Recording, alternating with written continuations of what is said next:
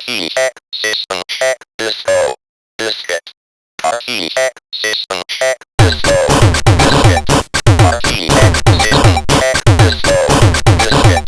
RTX system check 1, 2, 4. Hello, my name's Nat Clarkson, and today I'm joined by Matthew Applegate, a creative with a very, very kaleidoscopic background. I'll let him explain himself better than I will. Over to you, Matthew. Hello, my name is Pixel8, also known as Matthew Applegate sometimes. I'm a chiptune artist. I make my music by reprogramming old video game machines and consoles. I don't sample things. I don't sample video games. I go out and hack into the machines, rewrite the registers, and produce sounds that way. So every sound that I make on the album has come from a machine that I've broken into, rearranged the sound chips, and then made music from.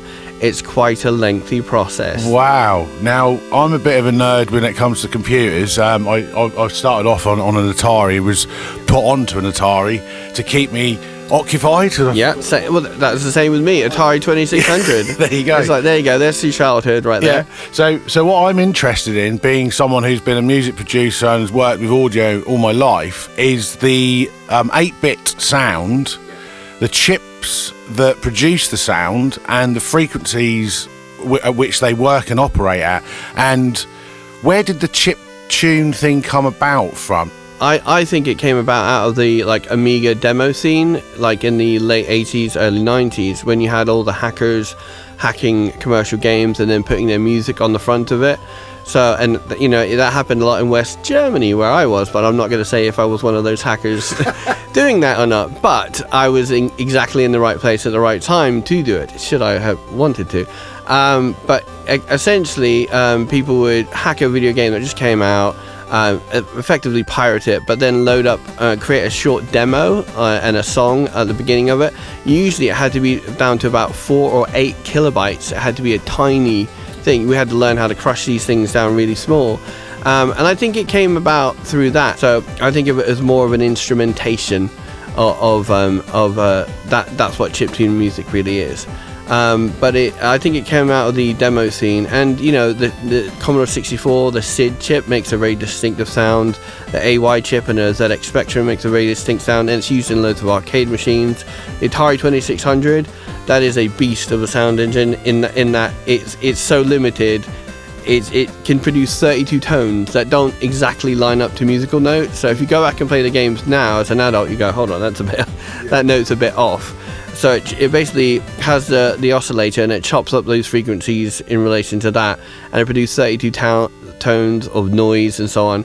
But it's really good for making really big crunchy noises with. So that's interesting, because that sounds to me like there's a certain amount of restriction in what you could do, but then surely does that then make the process more refined in terms of how you produce or compose an arrangement, if you like? Yeah, and I'm even more restrictive. I don't master my music.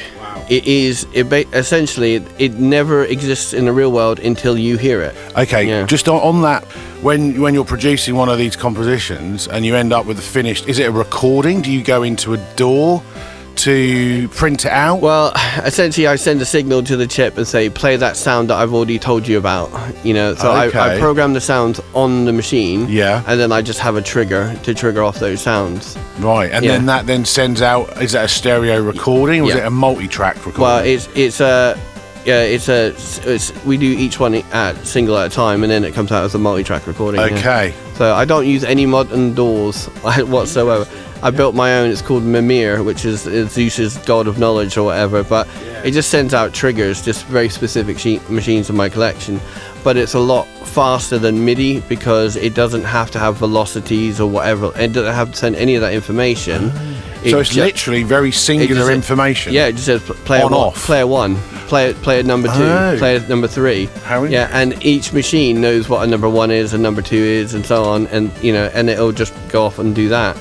But one of the things that are happening recently is that we're experiencing what we call bit rot. So we're coming to the point where this old media is breaking down, all these magnetic tapes, all these discs, all the hardware, we're getting dry joints in them, and a lot of the chips just aren't made anymore. Right. So what I have done for this album is I've actually taken the sound chips out of the machine, attached it to an Arduino, and sent the signals through the Arduino to the sound chip. Can you explain an Arduino? Arduino is like a microcontroller, like a tiny little computer on its own. So it's a fairly modern, kind of little gadget that you can control lights with, you can control, sensors with, all kinds of stuff. But essentially I use it as an interface from my computer, my main PC, to the sound chip. So I don't even use the whole ZX Spectrum anymore. I used to have to go on stage and take a ZX Spectrum with a monitor, BBC Micro with a monitor, Nintendo with a monitor. So I had 7 monitors, 7 computers. So in terms of a technical rider, that's very complicated. It's insane, and anything could break at any time. But now I just have this tiny little chip on a breadboard, linked to an Arduino. I've got 7 Arduinos, and you can get an Arduino Micro, which makes it even smaller. But I now have 7 what look like Game Boys. Right. But it's a BBC Micro in a Game Boy shell. It's a ZX Spectrum in a Game Boy shell. So these are just like sound modules, like MIDI sound modules now. And I just wire them in and then send signals to them, say I want that note and I want that note, and So you can arrange and program them on the go. Yeah. Live. Yeah. Wow. Yeah. So it's a completely different setup to the way it had it before.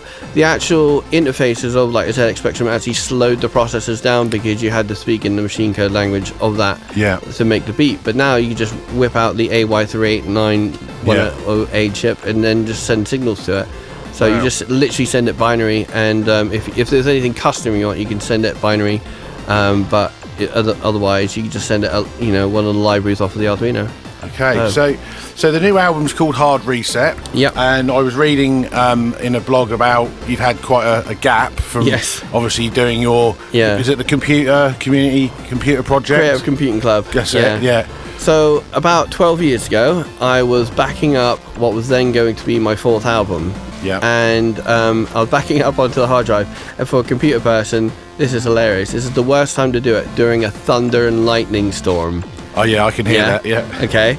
So on a non-surge protected circuit. Oh dear. Yeah. So I was backing it all up, and these were only very rough demos, but they were like, this is where I was going with my music. And lightning hit nearby, completely short-circuited everything, destroyed the computer, destroyed the backup hard drive, lost everything to the 4th album. So you hear about these stories and you think, oh, I hope that doesn't happen to me, and it sounds like it did. But I think it was, I could sum up my life in that, something goes wrong and I turn it to my advantage. So on my laptop, which wasn't connected at all, was all the preliminary work for setting up a technology school in Ipswich. Wow. Because I was very lucky in my career. I got to work with Sony, Nintendo, Microsoft, Facebook, Google, everybody. I've worked with everybody on different projects.